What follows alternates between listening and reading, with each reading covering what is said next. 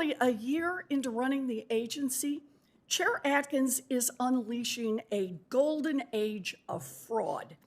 The billionaires will cash in, while millions of American businesses and families will end up paying the price. Now, as soon as he was confirmed, Chair Atkins set to work letting scammers off the hook and unraveling investor protection rules that keep everyday investors from getting cheated.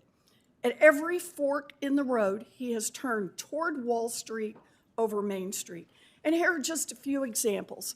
For decades, the SEC has monitored corporations and refused to let them go public if they're scams. Now, thanks to Chair Atkins, that oversight has nearly disappeared.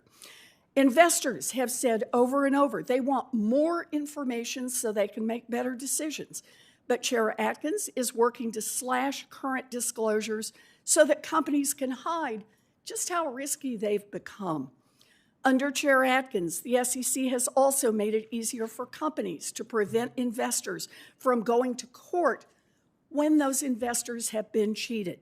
Chair Atkins seems to think that if investors get cheated, they should just suck it up.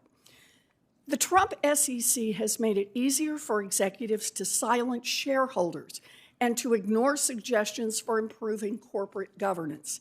And perhaps most dangerous of all, the Trump SEC has gutted oversight and enforcement tools, even proposing to dismantle the database that helps the SEC catch insider trading, market manipulation, and other corporate crime. And the proof that the SEC has largely quit enforcing the law, right there in the numbers. Over the past year, the SEC collected less in monetary penalties against bad actors than it has in over a decade.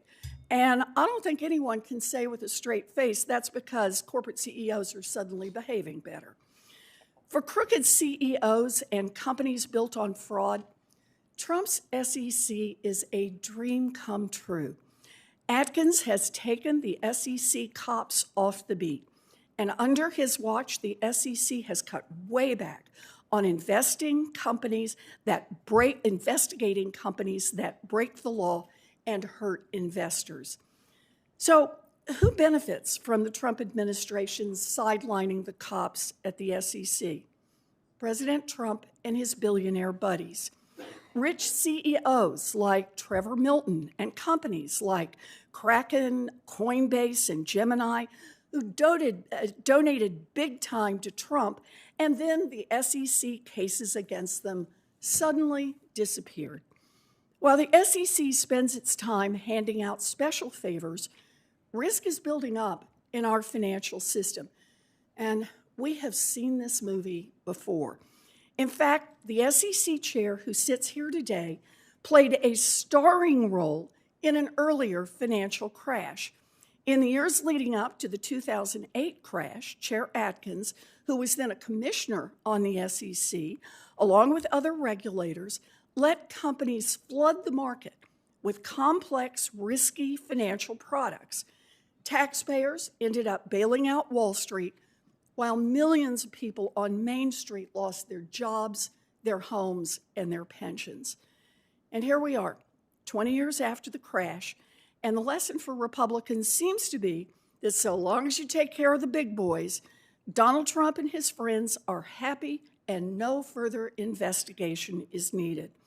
Once again, American families are being put at risk of losing their shirts because Trump's SEC refuses to do its job and enforce our laws.